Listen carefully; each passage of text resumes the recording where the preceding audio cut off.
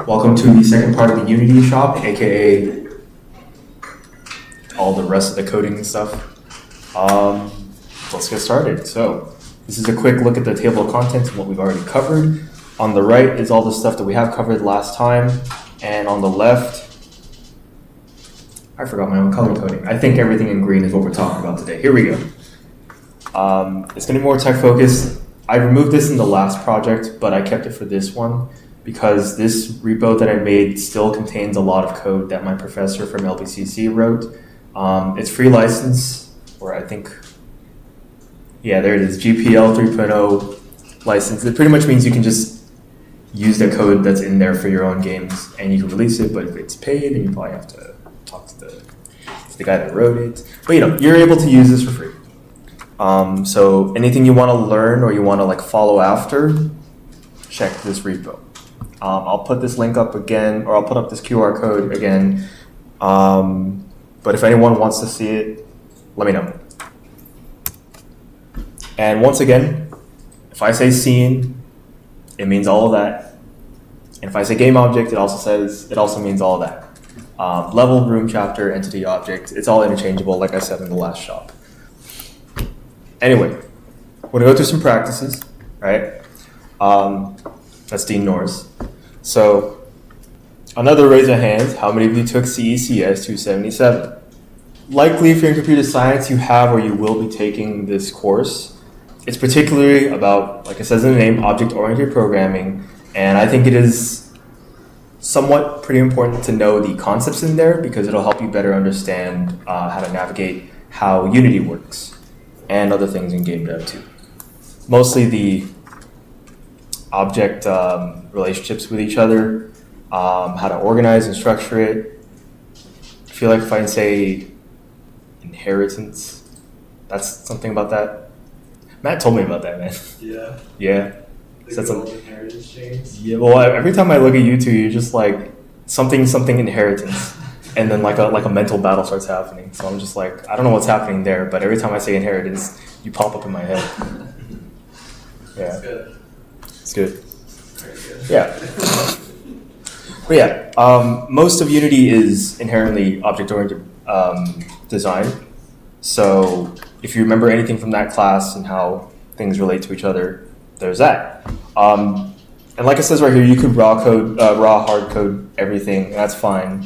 But if you have no way to structure everything and it gets big, then you probably won't be happy, like Hank Schrader over there. Quick note, use a lot of serialized fields. There was an Epic Games developer I was talking to, or my bad, specifically Unreal Engine. There was an engineer for Unreal Engine that I was talking to one time, and he was like, yeah, I didn't like it, I went to Unity. And I was like, oh, okay, how do you like it? Just use serialized fields for everything, because Unity likes to recompile every script in your project every time you make a change. And that's a little annoying. So if you need to make a quick change, usually make like a variable or something into a serialized field and you're good to go. And like anything with programming, use a lot of comments and debug logs. That's what this whole slide is saying, pretty much. So the way that Unity works is it's one really big loop of running many things at a time. I left a link on this slide, and of course these slides will be available on Discord soon. It just shows you a huge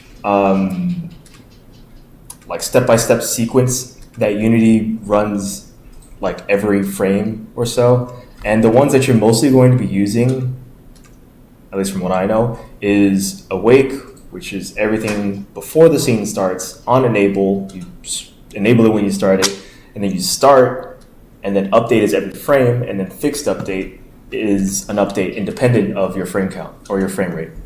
And you're gonna write all your functions in there, and I left a little code version of what it looks like.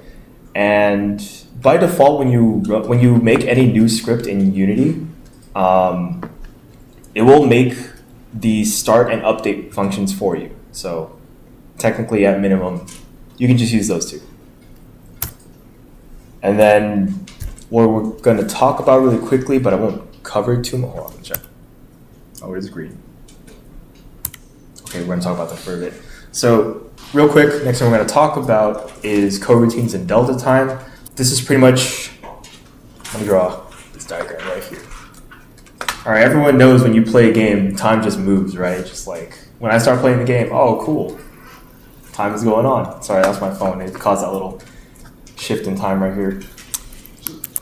But think about it this way. As every loop of all of these functions happening in order, it's kind of hard for me to explain it like objectively, so I'm just going to have to do it like in person. All right, so this is Jake. All right. You guys remember, if you guys weren't here for the last workshop, this is Jake. Jake is an object. I've been objectified. Yeah, Jake is an object. And the way to explain coroutines is whenever I give an input to Jake, he will just move, right? So, right? Walk straight. Right, now if I tell him to attack something, right? He's supposed to attack something, right? Right. See, he had to stop and then do a component, right? But I'm sure your favorite video games are, you can run and attack at the same time, right? Yes, no, maybe so. That's more so what you like out of video games, right? So Jake, walk towards me and do an attack. Did you guys notice that? All right, turn around and come towards me. All right. Jake is walking and do an attack. He's still walking while he's attacking, right? That's pretty cool. The problem is, if you, in the update function, you can call things every frame, right? So, for example, and I'm going to show a little spoiler, where my VS Code is. Ooh, where did I put this script? Small spoiler, right? We have a really simple move script that you can write where we move Jake's position every frame that we're pressing a key, right? Now, what happens when you want to attack in the middle of that? If I write in, something attack, or just write it. You should write something that says to call a function that makes Jake attack, right? What happens if you write an attack into the update function? Jake, run an attack. Okay, walk towards me and do it faster. Faster? Yeah. All right, one more time, please. One more time, as fast as you can. That is exactly what it's going to look like, right? So the concept I just explained to you is the concept of the main thread in Unity. Like I said, that big loop that you're running to run your whole entire game, everything happens in order, and I really mean it. Every frame, Jake inputs a walk, and then he inputs an attack, because that's the sequence we wrote it in, and then it's a walk, and an attack, and a walk, and an attack. So you can make some pretty simple games never using, or just only using the main thread of Unity, or the main loop of Unity, right? But the thing about coroutines is it lets you do things alongside the main thread. So, for example, if Jake is walking and he attacks, right, that kind of looks like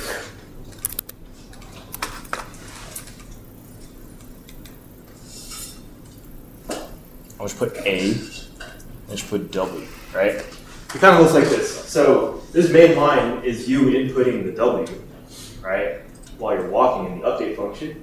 And the coroutine, I'll show you the code for it in a second, but the coroutine to have him call an attack actually splits from the main thread, and it happens on its own while you're still inputting stuff in the middle. And that is the philosophy for a coroutine. I'm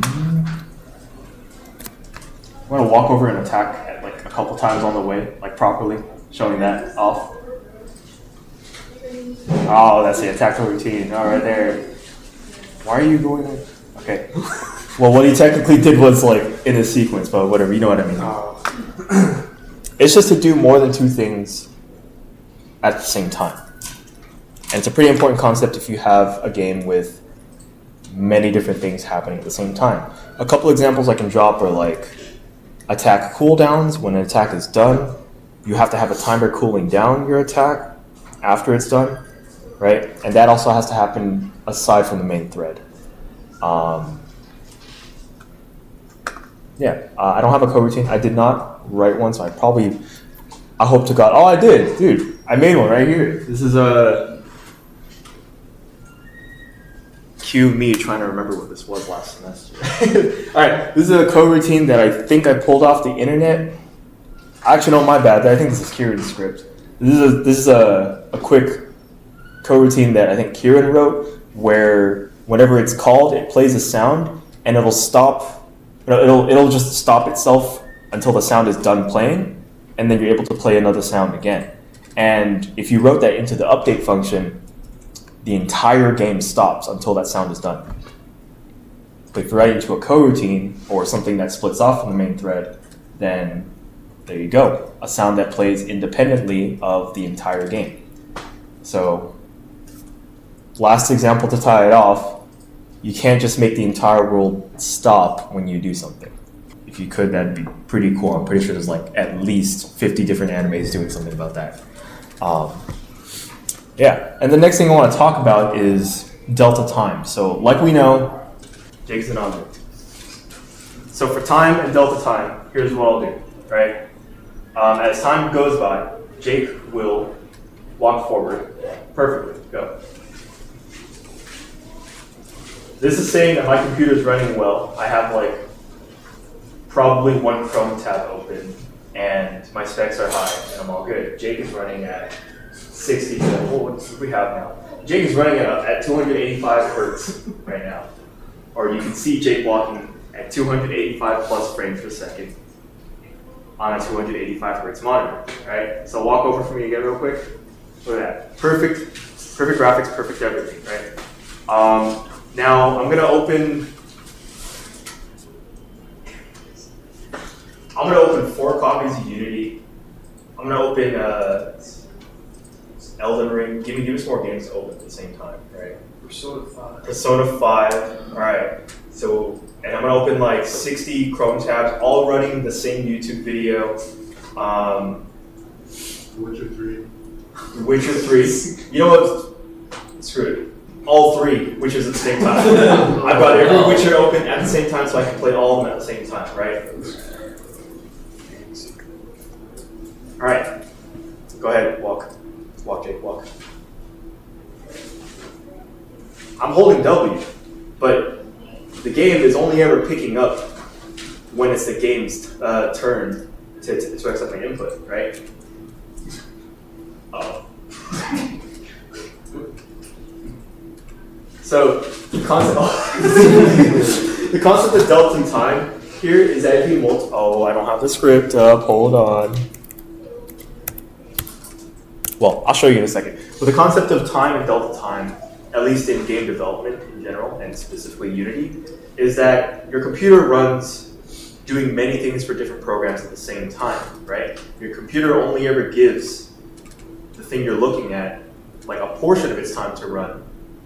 So if you don't find a way to sort of like normalize the time spent pressing a button during times when it gets really tough, or when it gets really tough on your computer, then realistically it's only going to accept the inputs that it sees.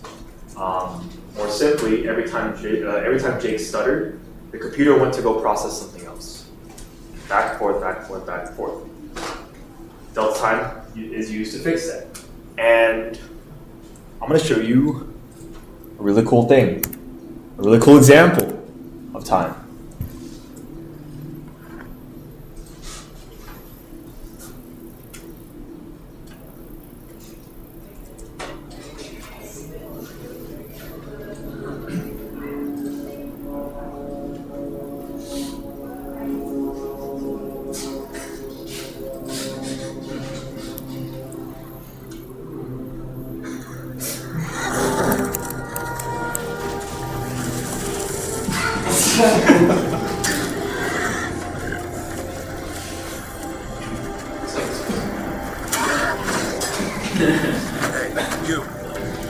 So completely normal gameplay, right? Sorry, epilepsy warning, my bad. So completely normal operation, right? Who can tell me what happened there? If you saw this before, don't say anything. Who can tell me what happened there? You got 5 seconds. I guess the game was tripping over itself by going so fast. Yeah, that's a good answer. So, what you just saw was Skyrim running at more than 60 frames per second. I believe it's 30. 30 or 60, it's either or. Skyrim, and the way that Bethesda made their engine, is they tied their actual physics to the time of the game. My bad. The frames per second of the game. So, for consoles worldwide, if the standard was 30 frames per second, and we tied all physics to 30 frames per second, physics would happen just fine, just normal, right? Like you drop something, and it drops at a normal time. The thing is, when you uncap it and you increase the frame rate to more than that, you're technically speeding up time. There's no normalization to that, right? So that's why we use something like delta time to normalize the time, so that if things are happening at different times in the scope of the computer, to your brain and to what you're watching, things move normally. You know, one moment you put in like 20 million frames of holding W, that's too many. A lot of frames of holding W, and 1 other second you held W for like 2 frames, and in reality you hold W the whole time. Obviously the computer's gonna think he wants to move a bunch in the beginning, but move a little bit in the end. I'm confused. And that's why I use something like delta time. It pretty much just looks like this. Anytime that something has to do with time, just multiply by time, fix delta time. I know it's red, I wasn't supposed to cover that, but I covered it. Yeah. Next thing is, I'm gonna go over this really quickly, async functions. It is another way to run functions outside of the main thread. It's not exactly a coroutine. There's a coroutine, you have to start it on its own. But if you need to call something outside of the main thread really quickly, like a really quick attack, then you could use an async function. Feel free to look more up about that, but for now, there's that. I'll post these slides so you can look at it later if you'd like. What do we got next? Same thing, invoke events. You can call functions, as you can see here. You can make a function and then call it from somewhere else by invoking it. You don't actually write the function in that, but you can call it from somewhere else. I apologize, I have no examples for this.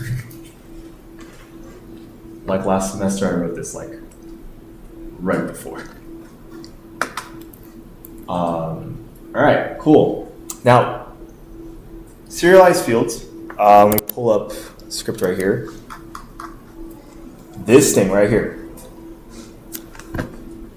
Use a lot of those because it allows you to modify variables from the Unity editor itself, rather than having to change it in code every time. I mentioned it earlier, and I'll just give you a quick. All right, there's another spoiler. Hold on. A serialized field. Boom. So, a serialized field will allow you to see your values. Oh, I lost it.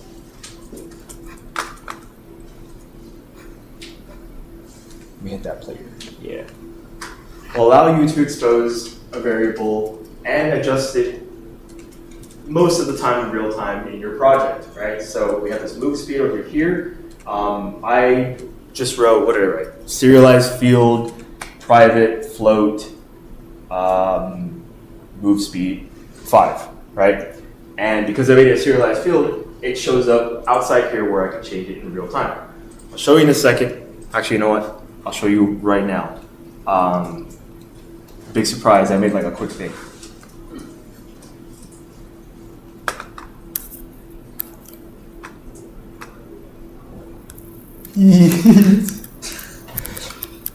For context, I made this 30 minutes before this workshop. He's supposed to hurt me when he touches me. But don't worry, I never get hurt. See? Now why am I showing you this? Because I go right here, and like I said before, for a serialized field, you can change things in real time. This is mostly for the designers or the people that want to make tools for designers, right? Check this out. Get away from me. Oh, maybe not negative. Wait, that's my speed. No. Yeah, change that in real time. I hope the concept makes sense here. You can just change things on the spot.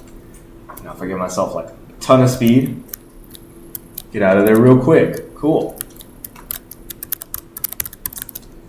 And that's my demo for serialized fields. It is one simple thing to show it off, but honestly, you make a ton of them and it helps a lot. You can change numbers on the fly without having to recompile your code. Because every time you change something in Unity and you recompile, I'm not lying, I sat for 2 minutes waiting for my whole project. Do you see how big this project was? And it took like 2 minutes for it to be like, okay, I read all the code, you're good to go. That's 2 minutes of never getting back. So, and 2 minutes your designer is probably never getting it back. Or if you're designing, again, you're not going to get it back. But like it says here, it's your best friend. What else did I write here? Give examples. Why do we want private? Another way too is you could make variables private, but still be able to see them from outside of the script by using serialized fields as well. The move speed I wrote was, I believe I made it private, and normally you wouldn't be able to see it from any other script except the script itself that you wrote it in. But serialized fields again allow you to see it and adjust it even if it is private. There's that to point out. Oh man, I did make an example. Anyway, here's the comparison, right? All this code, or all these variables that have been declared, put serialized field around all of them. Boom, they show up on this side, and now you can change everything. You can change whether you can wall jump or not. You can change how high you jump, how long you jump, what you can jump on. You can change the sound on the spot. I don't remember why mine grew audio source, but yeah, this was from last semester. I don't remember what that was. Cool. And then you probably noticed here too, you sort of like decorate this whole inspector area by using headers. Headers are these little things right here where it says, this section is all about gun. This section is all about wall jumping. This section here is all about your jumps. This section here is about your movement. These are the headers over here. It's just brackets, header, parentheses, and then whatever string you put it in there. You have a header here, here, here, and it correlates to these. Cool. I left a link down there. There's actually a ton of different headers you can work with. So if you want, you can click on this and then go to that link, and it just sends you to the Unity documentation. What happens if I click it right now? My bad, I gotta give credit where credit is due. This is a GitHub repo that has all known headers that you can use. Yeah, so you can have gradients, colors, text area. I don't have a lot of examples for this, I'm sorry. But here's a quick resource you can use to sort of, I guess, organize your inspector a little more. Now, game overhead. Does anyone know what a game manager is? Managers are a bit abstract. The thing about it is when you have direct things. All right, Jake, get up here.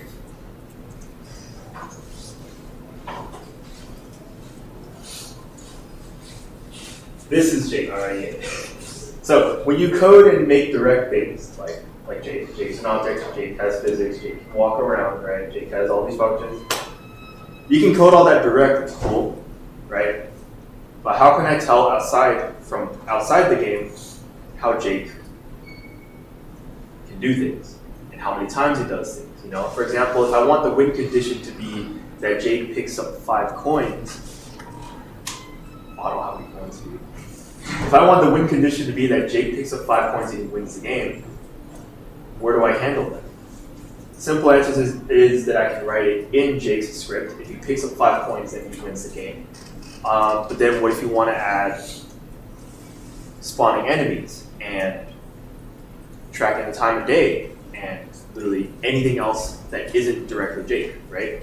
You could write all of it into Jake, but then Jake becomes like a 20,000 long line script that takes forever to run. And like I said before, everything runs in order, so everything will eventually start happening and breaking out of order if you run everything in one script. So the thing about managers is you can just make an object and make a script specifically for covering that stuff, and it'll handle whatever you want it to do, right? So I write something like time manager, and it manages the time of day, where the day lasts this long. I don't know how long Minecraft's day is, but it's like 20 minutes. Is that correct? All right, but speaking in Minecraft terms, if you wanted to control how fast time moves or what happens during what time, make a time manager, and you can specify everything there. You can specify how long the day is, what spawns during what time of day, and save data on like what happens during that time of day. I always have trouble explaining this one. But that is the concept of a manager. I apparently had an example. Next slide. Thank you, Jake. Thank you. There it is. Here's what it would look like in practice. If I can remember what this is about, I think this was for a button panel, where you just have a panel for all these buttons, and you have all these different button objects on the screen. And this allows you to do whatever the button does whenever you click on it. So there's a button here, but if I click on it randomly, I'm not pointing to that, by the way. There's a button here, if I'm clicking on it randomly, right? It doesn't do anything. But if all right, Jake, come back. I'm gonna do this example one time. All right, Jake, there's a button right here. Press the button. Nothing happens, right? Nothing happens when Jake presses the button. But I put my finger here, and I put my finger to the computer, right? And he presses the button, click the button, right? I get that message, I send it to the computer sends the information back to there, and then the button says, hello, Jake, right? I was acting as the manager there, right? Jake pressed the button, and that button has a certain manager watching it and telling it what to do on certain actions. And so when you write something like that for many different parts of your game, again, it can get pretty abstract. You can make it do whatever you want in order to achieve the goal that you're trying to go for. Data persistence. So everything I want to talk about is on the slide here, but pretty much if you're looking to save files, if you're looking to save data like mid-game, like say like checkpoints or save data, or world data, like if you want to keep like an object, like say if I tipped over that chair and then I left the room and then I came back into the room and it's still tipped over, that is a form of saved data, right? And there are two ways to save it. There is a local variable which will die as soon as the game ends, right? So for example, if I don't need you to stand up, but for example, if Jake got hurt and he lost like 3 hearts, right?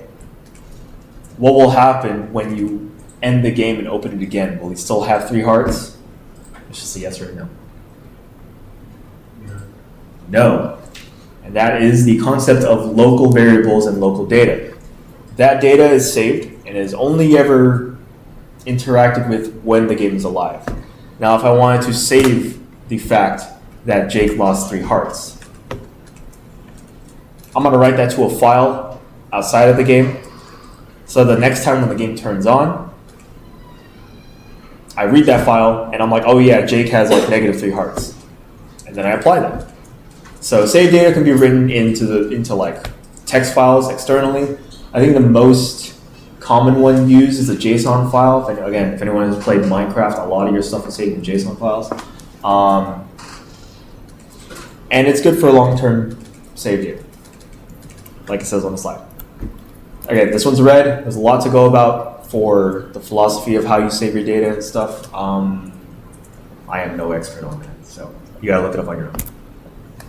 Scene management and scene transitions. I talked about this last workshop, but I'll talk about it really quick again. I didn't have the picture up here, but say we have this room and the outside of this classroom as two different scenes, right? This scene has a model for this room and has prefabs for these chairs and tables, and each prefabs for each entity of this room, which is everyone in this room, right? But it's going to be pretty expensive if I had this room and the outside of the school at the same time, right?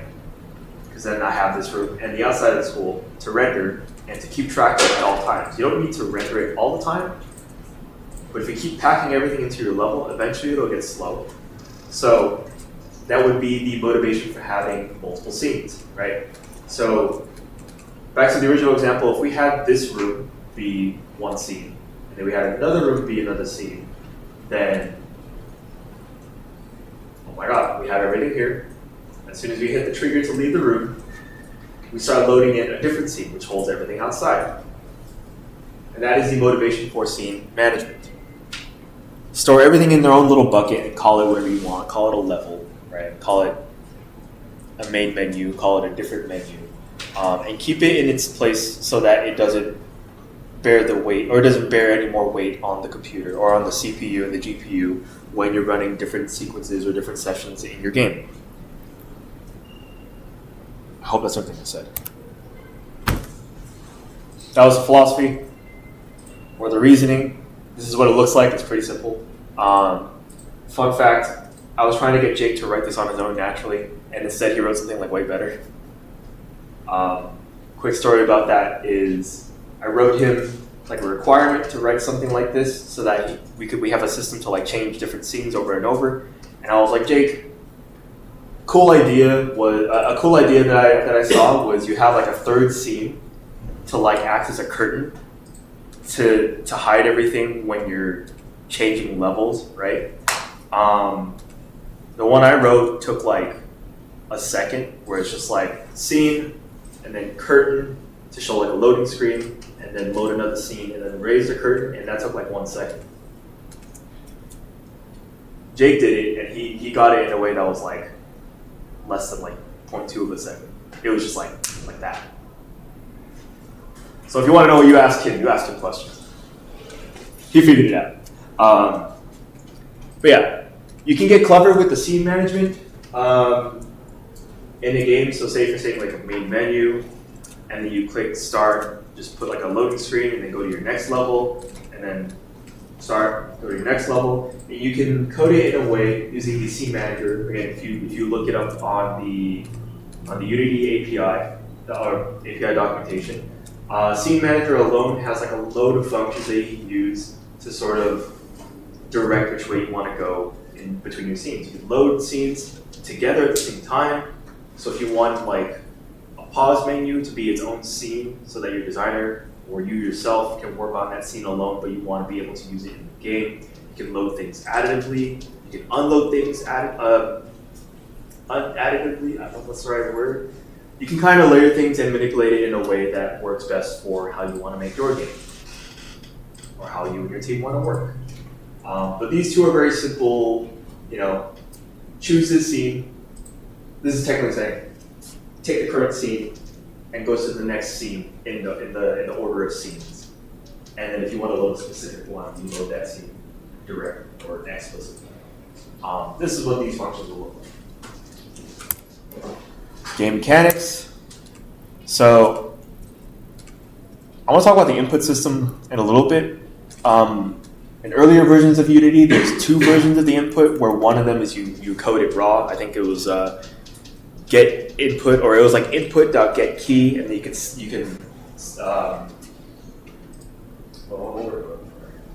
use input.getKey and then like explicitly say what key you want to press, right? But then if you walk into situations where you have multiple different types of controllers that you want to support, you're going to write like a million of those. So Unity has a newer input system that they implemented. And I think now in Unity 6 and above, this new one is the default. So I'll go over it in a bit on how to use that. But this was the default this is a new default for setting controls. And it is I don't know the word, is able to adapt to whatever controller you're using. And I will show you an example of that in a little bit. We have collisions and triggers. Oh, I just realized the camera was blocking the titles the whole time. All right, don't worry about that. So we have collisions and triggers. So, all right, Jake, come over here.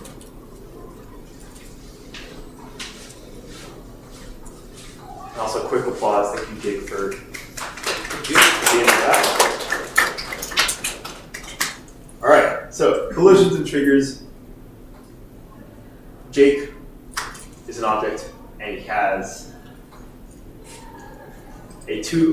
I'll just say 3D. He has a 3D box collider, right? So there's just a box around there, right? And that's it. If I just do that raw, and I'm just like, hey, put box collider on Jake, right? Anything that goes up to him collides. I can't. What'd you do there? There's a box collider on him, so if I ran into it, I walk into it, nothing. Oh, what happened? The monitor broke. Jake has a box collider, and the function of box collider is exactly the same to add collisions to it, right? Go up to him, collide, there they are, right? Just like the collider.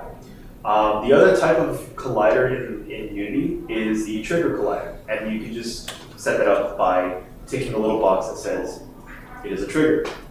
And then if you make an object if you give an object a collider box and you make it a trigger box, so say for example, my phone has a box around it, but I call it a trigger box. I'm going to code Jake to send me a message for when he detects, for when his trigger box detects my phone, right? So his box is right here, or his box begins right here. Here's my phone, right? The phone's going to go here. As soon as it enters the box, my console gets a message. Well, actually, Jake, tell me. Trigger box detected. What specifically, what did you find? A phone. Oh, cool. And then I take the phone away, bring it back. Phone detected. Bring it away, take it back, here again. Phone detected. Yeah, so simple visualization of collider boxes, and it's probably obvious how you use that in video games, right? You know, anyone ever played like Half-Life 2 or any Source game? Yeah, they have a lot of fun with colliders. You know, if anyone knows that one little like polygon that you accelerated back hop into, and then it just carries you very far away. That's a very funny collision trick, where your speed is negative, and you jump off that angle, you fly far away. That was a kind of a niche reference, but the thing about collisions is that it kind of makes everything solid in your game, and you can have different ways that two objects can interact with each other using those collisions. Quick examples. Oh, Stances, sorry. Very simple code snippets of how to use these trigger boxes in Unity.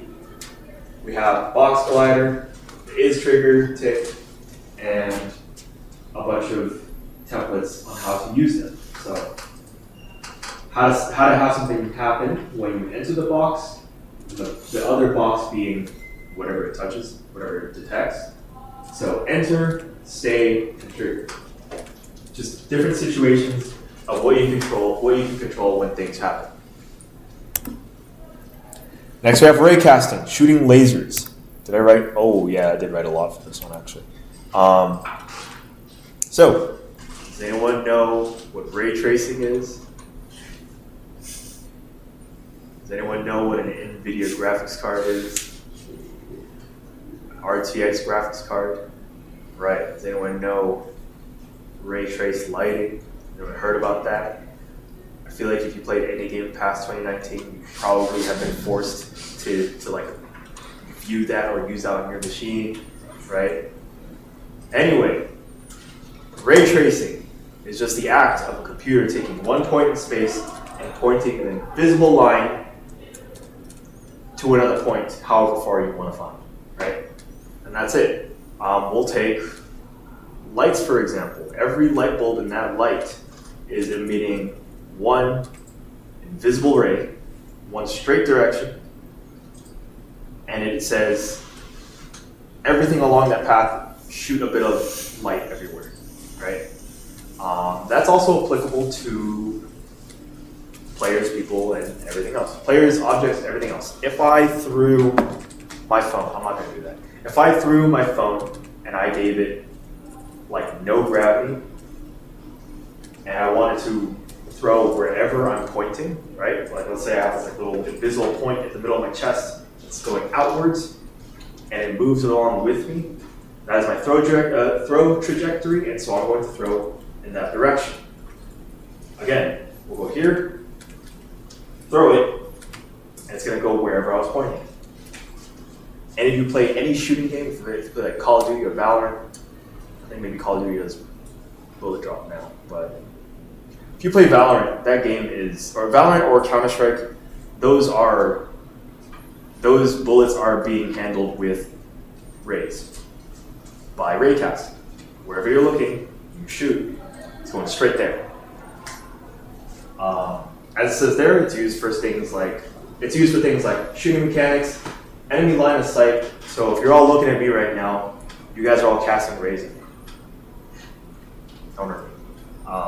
You're all casting rays at me, and every time that ray touches me, it returns information that you see. If you look at my shirt, I'm wearing a white shirt. If you look at my hair, I have black hair, right? If you look at me and you're looking objectively at what I'm doing, I'm giving this workshop. And you're getting all that information from shooting a ray and then getting the information back. That's what you use raycasting for. Applies to everything abstract.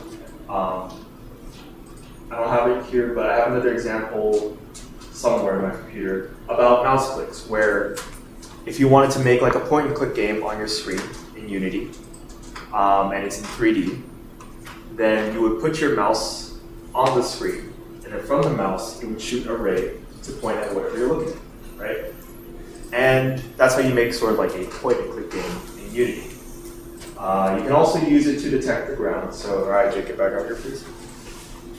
So another last example of ray casting is Jake, right? Jake, you're standing on what? The floor. The floor. How does he know that that's the floor? There is a ray from the middle of his axes, and I have programmed it to go straight down and tell me what he's standing on, right? So what are you standing on again? I am standing on the ground. Cool, and I tag the ground as jumpable ground, right? So what does that mean? When I press space, you can jump. Why? Because the ground's there, right? Now I need you to double jump real quick. All he did was jump on the ground twice. Why? Because the air is not tagged as jumpable ground. His ray, looking at the ground, does not know that the air is not, or it does not see that the ground is not jumpable air or jumpable ground. I'm getting mixed up with this, right? But pretty much, it's how you use detection for anything. If you had to make like wall detection, there's just like a ray coming out from him, right? And so every time he goes up to a wall, he detects that there's a wall, and you program to tell him to scoot back a little bit when he's too close to the wall. You can do pretty clever things like that too. If you're making like a top-down 2D game where you're trying to handle diagonal walls, right? I can tell you right now, if you wrote a character to move up, down, left, and right, and then you walk into a diagonal wall, you're gonna get stuck there, right? Because in the true nature of pixels, they're all like jagged edges. So technically you're walking into a flat surface, even though you're walking into a diagonal. You'd have to write something clever to redirect your character in the next frame to sort of move you left and then go up, left, up, over and over and over, and then it'll look like you're walking a diagonal. Use a little ray for that. Tell me what's in front of it. Quick code example, but again, we're just here to listen. We're not here to just actively write down and take notes of everything that's being talked about here. I don't expect you guys to just absorb all of this and know all of it by the time you get out of here. This is definitely something to be revisited because 1, C# is a language, and 2, Unity is a framework, and 3, CECS 475 covers all that. And I also don't know what else our school does to help cover C# and or Unity. I haven't looked too hard. But that's why I kind of designed this for you to come back to it, right? To just go on the channel, download it, look at it, and be like, all right, cool, this is what it looks like. And also, I encourage looking at YouTube tutorials, because once you have someone making a specific video about the specific feature and specific code you want, anything is possible. That's how Jake made that really cool scene thing, right? Yes, no, maybe so? Yeah. Yeah, he said yes. Next point is waypoints and lists. This was more specific to the asset project that I showed before, so I won't go over it too quickly, but you can use lists as a inspector field as well. When you make a list and you serialize it right here, it'll look like that in the inspector.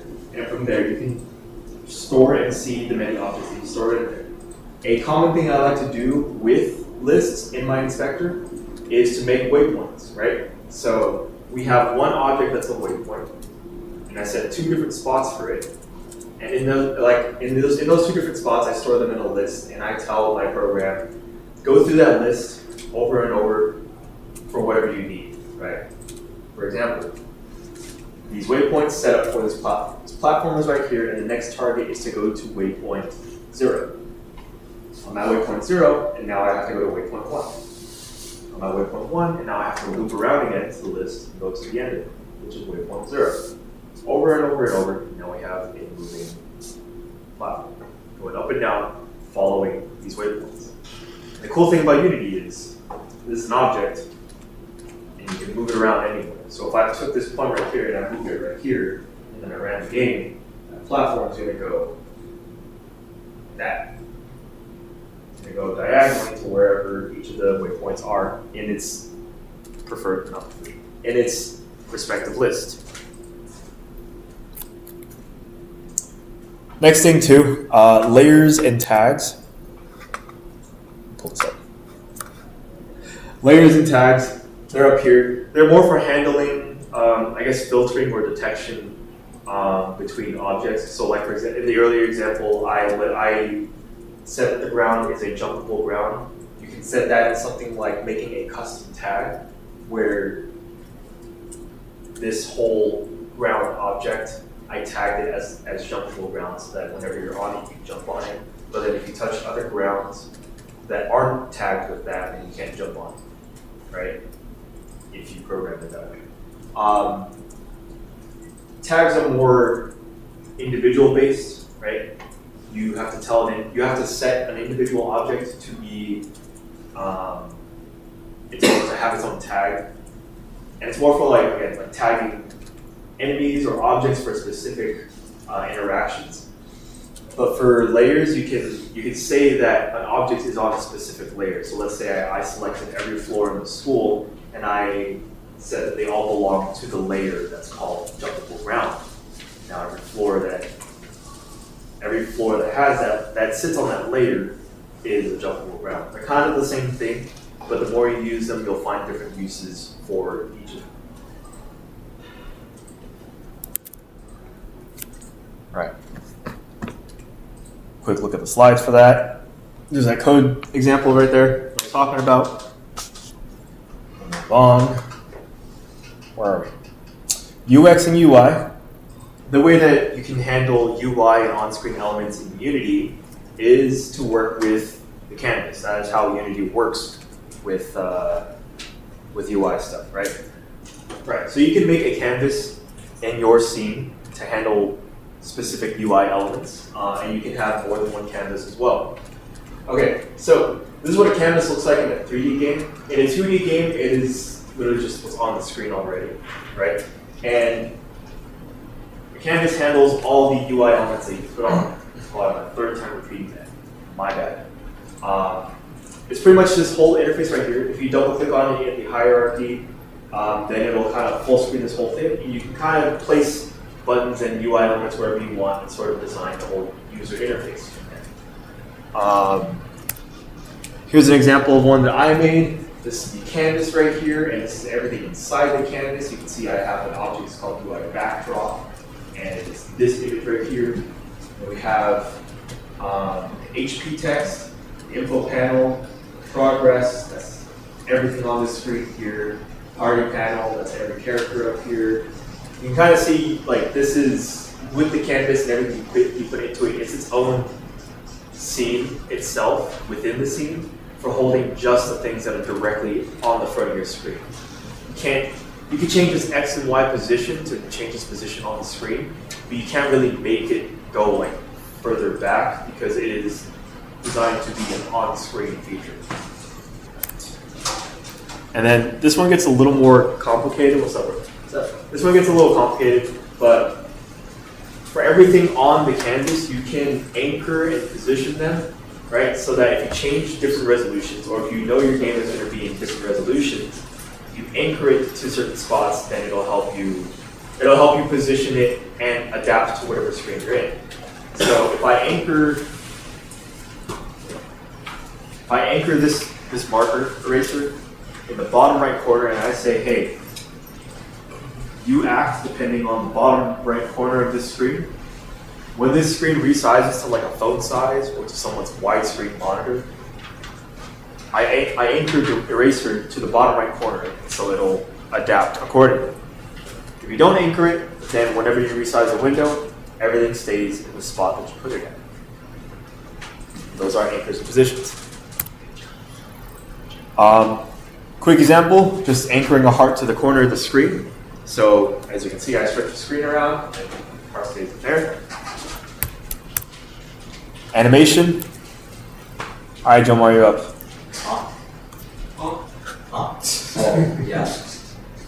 Yeah. I didn't want to handle animation, so I told him to do it. He never did it. That's okay. Anyway, so I did it. Animation in Unity consists of the animator, animation controller, and all the scripts to handle calling in between. I'll go back to this text in a little bit, but it looks like this. If I can explain everything in one go. So, Jake, come here.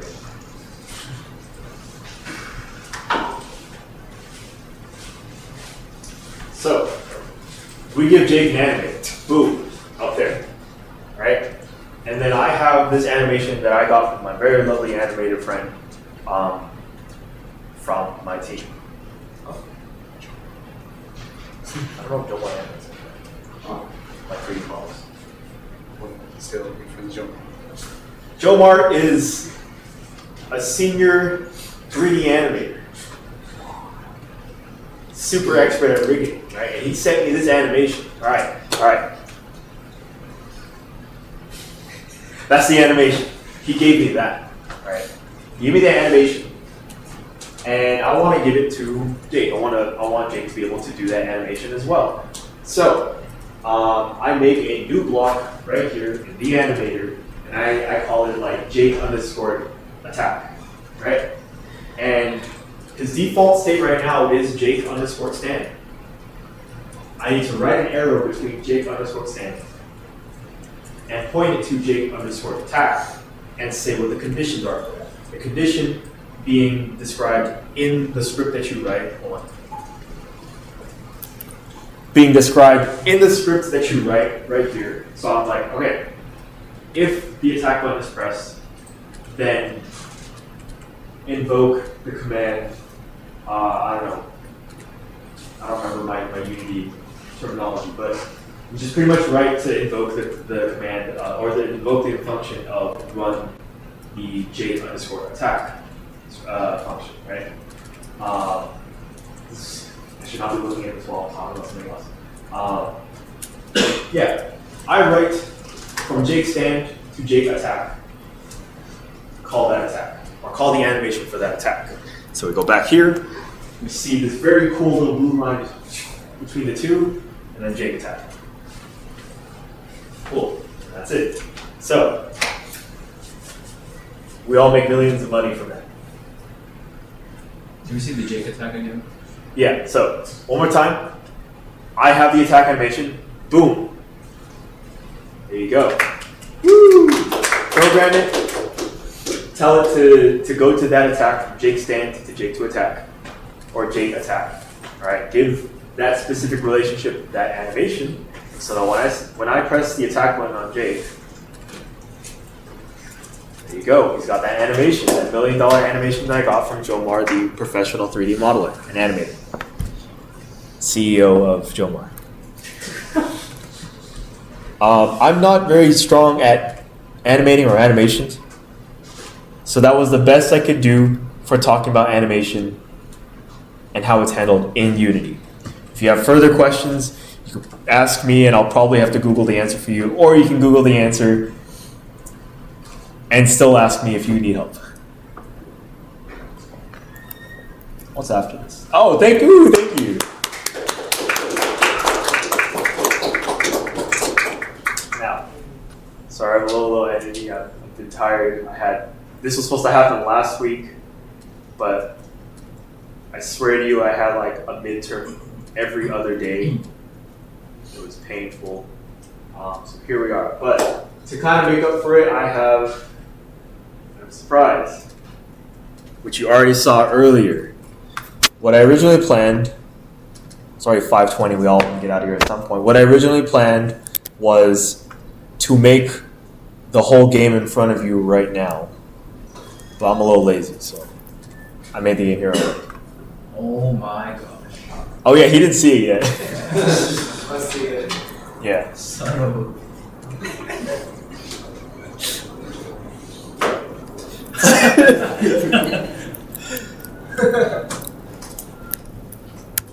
So I made this, like I said before, like 20, 30 minutes right before this workshop. And as the quote unquote second half of the workshop, if I didn't take so long, sorry about that. The second half of the workshop was supposed to be making this exact thing right now. I even made a second Unity project so that I didn't have to wait for it. But I'm gonna have to do that for you guys another time. It is running a little long, but yeah, simply put, a lot of the things that I said in that workshop is applied here. I have two collider boxes. Well, they're supposed to be working. I didn't have time to set them in, right? But they have two collider boxes that when their triggers touch each other, game over, right? I wanted a coroutine that was set to take a certain radius from my player character here and spawn a new mat every 5 seconds. This is a little mat square, by the way. Right? Oh! Yeah. Coroutines, right? See, that's like a clear example of a coroutine. We have the main thread of the workshop happening, and that poster fell, right? That's its own coroutine that happens outside the main thread. Anyway, I was going to use a coroutine to detect like a certain radius and spawn like a mat square every 5 seconds. And as time went on, which is another coroutine, it would increase a difficulty timer to make the mat squares faster and harder to dodge, right?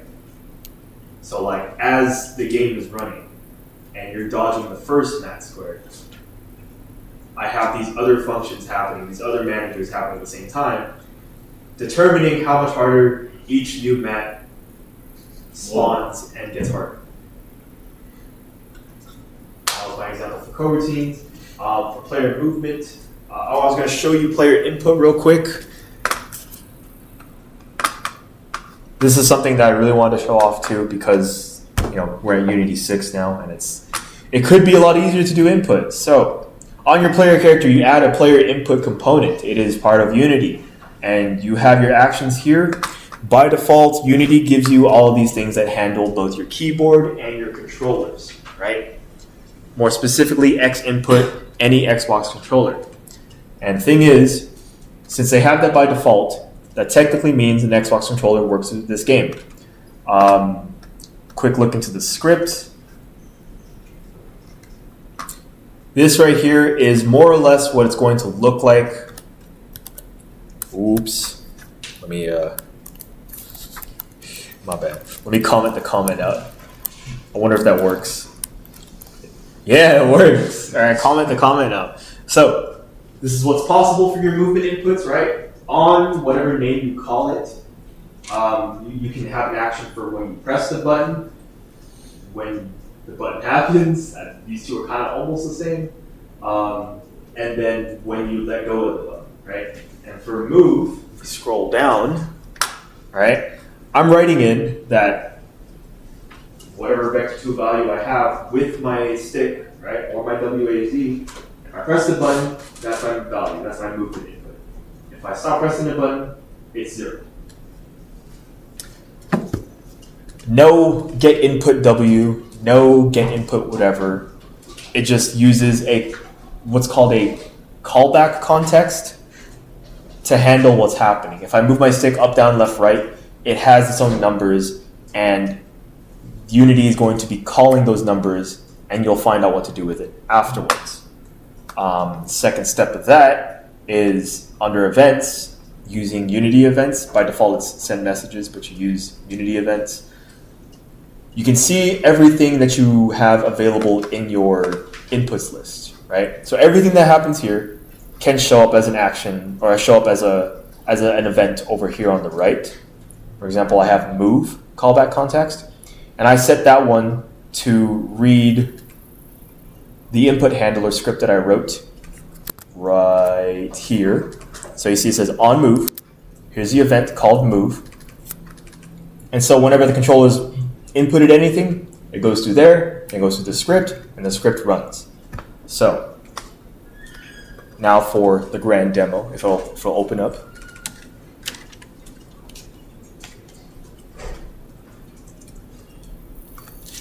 WASD, Xbox controller. Oh. Boom. That's it. And if you want to add more controller types too, I would show you with, I brought this cool thing. This is my leverless fight stick I use for fighting games. I was going to hook it up to this. I don't have enough USB ports, unfortunately. But the way to use this is the computer recognizes this as an Xbox controller. I think I had to add an extra one. Xbox controller D-pad.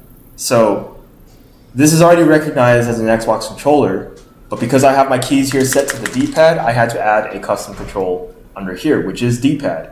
And it is simple as, if I delete this, it is simple as if I press add binding, and then I hit listen, and then I press this, it'll show me what the control is. I set that control,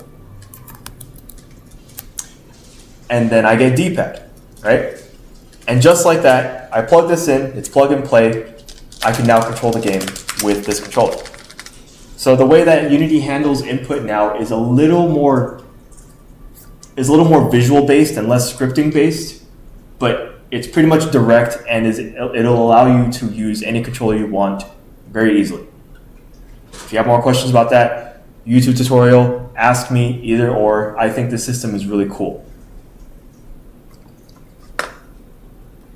And now you watch me run away from Matt with a controller. And this is what I was talking about. It takes forever for it to like load. He already killed me.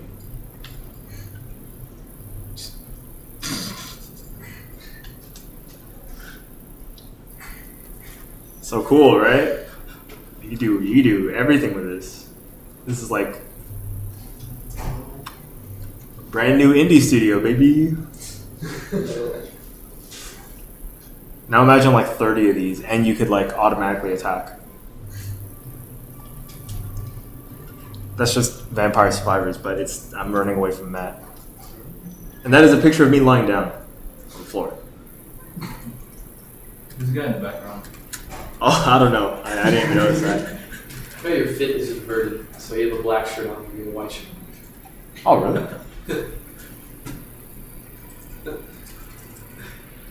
Yeah. I didn't even notice that. That's pretty cool. Bye. Okay, workshop over for real. Any questions? Again, if you got questions, let me know afterwards. Up to you. YouTube tutorials. I'll put those slides down. The previous link, or in the semester resources, I gave a bunch of resources. Actually, I'll just show it off right now. So, this huge message I made for the first part of the Unity workshop, I'm going to edit it and add the second part slides onto here, as well as the saves between us, right? I took my 475 midterm recently, and I had to make a cheat sheet for it. Yeah, so that was weird. This is all the stuff I wrote down and reviewed for my 475 class or midterm. It's just for the first half of the class, it's just a C# exam or a C# class. So this, I'm gonna give this out. It's probably not like super relevant to Unity, but it is relevant to C#, which is what you're going to be using to program in Unity. So all of that is there for you to look at. If you need help with syntax and learning the syntax and stuff, C# is not very scary in my opinion. I think it's really easy language to learn from the start. It gets very advanced later on, yes, but that's just reflective of the steepness or the skill steepness in learning C#, right? Where Python handles a lot of things for you. C# handles a little less, but is not as intense as C++.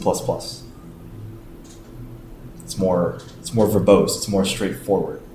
And if you've ever taken Java and C# are like almost like that. They're very similar.